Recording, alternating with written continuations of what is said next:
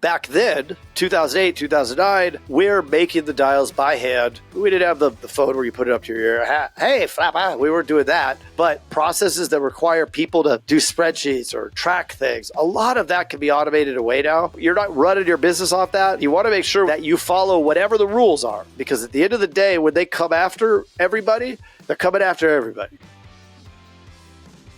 What are some common pitfalls to avoid when implementing a telefunnel? The common pitfalls, there's a lot of them. And a lot of them are very, very attractive and easy to fall into.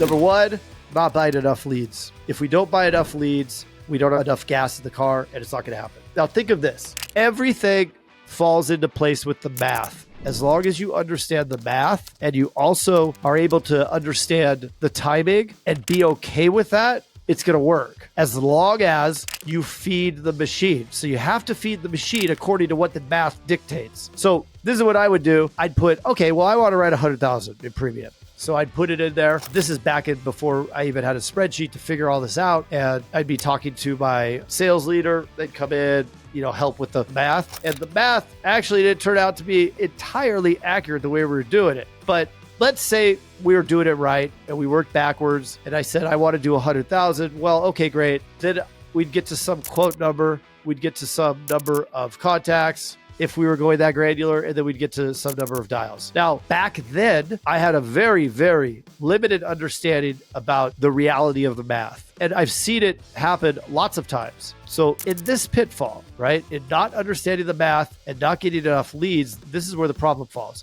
So to write 100,000 in premium, you figure you're going to have to do, if we're closing 10% of our internet leads, let's just say 10%, easy number to go. We're usually around 12 to 13%, but let's say it's 10%. Okay. So we're closing 10% and we want to write 100,000. Now, it doesn't take a rocket scientist to figure out that we need to quote 1 million in premium. 1 million. That's a lot.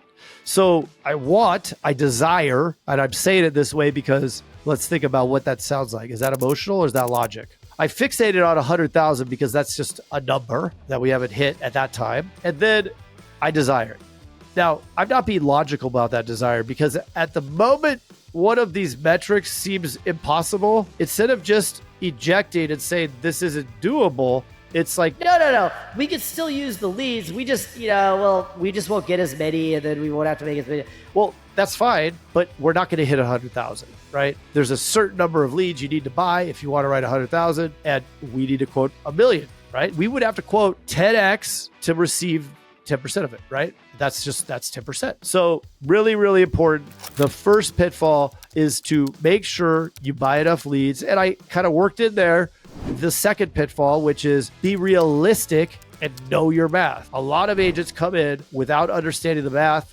I was there. I didn't get it at all. I was looking at all the wrong stuff, right? As case in point, the last example. So we need to make sure that we're looking at the right numbers, we're doing the right math, and then adhering to it, right? If I want to write 100,000, it turns out that it takes 50,000 dials a month to write 100,000, which about right. So if it takes 50,000 dials on, I don't know how many leads it would be, but probably around 150 leads a day, making 50,000 dials a month, you're going to get to 100,000.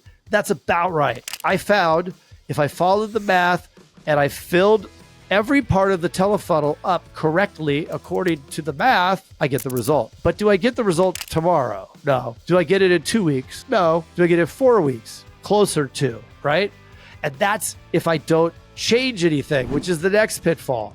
No sudden movements. The telefunnel is like a caged beast, and caged beasts hate sudden movements. That was the weirdest analogy you've ever heard, but I wanted it to stick in your mind. That caged beast cannot handle sudden movements. It freaks out. And another part is, yes, we should always be testing, right? We want to test to optimize, but we don't want to test multiple variables at the same time. So this is what I would find. I find we're 2 weeks in, I wasn't buying enough leads a day, but which is already setting myself up for failure because we won't get results even longer, right? It's going to take even longer to get subpar results because we just don't have enough activity going through, right? Typically, what I had going was I had way too many producers, not enough teleteam, and all of my investment is going into my team. Well, it doesn't do any good to have 4 producers if there's no pipeline being pushed to them. So when we recalibrated everything, it became a focus on feeding that first producer or those 2 producers. You need a core, 1 or 2, and then we're going to feed them until they are at capacity. And when they're at capacity and they're each writing 35 to 40K a month, 50K a month, right?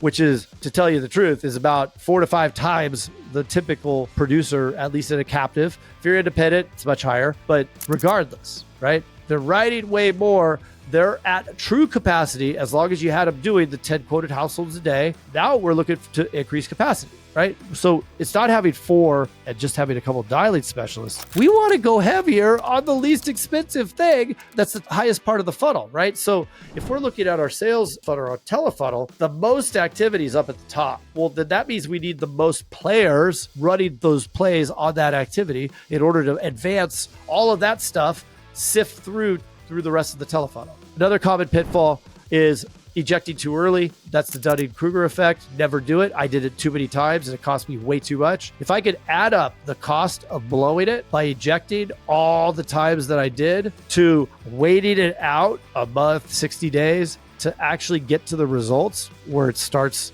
consistently producing, would have saved a ton, right? The cost of not doing that, hundreds of thousands. So if I can prevent somebody from making quick moves in decisions about leads that saves them hundreds of thousands, I'm doing my job and I love it. And another important piece, and I think I'll wrap it up with this, is emotional, right? M-I being emotional.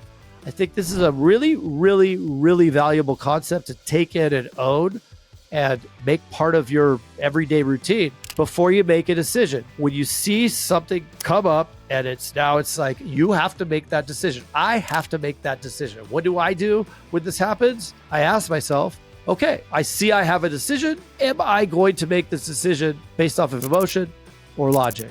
So as I start to process and come up with the potential outcomes of that decision, am I looking at it through my emotional lens or am I looking at it through my logic lens? If I can apply math and reasoning to it, if there's fear or maybe greed or desire or something like that attached to it, it's important to notice that and move it out. We don't want to make a decision based off of emotion.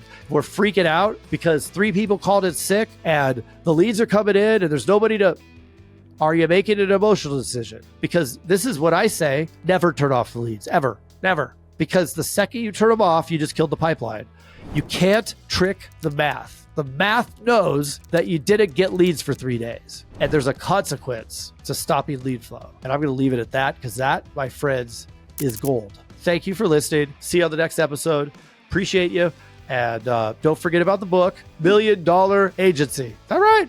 Why am I going crazy? You got to go pick that up. $1 Million Agency. It is on Amazon and it is ready for you. It is printed, it is published, and it is an international bestseller, which is freaking incredible. I can't believe how many people in Australia bought this thing. Who knew? So thank you. Grab that $1 Million Agency and we will see you on the next episode. Say bye, AI Craig. Say bye. Grab the book and maybe real Craig will let me out of the office.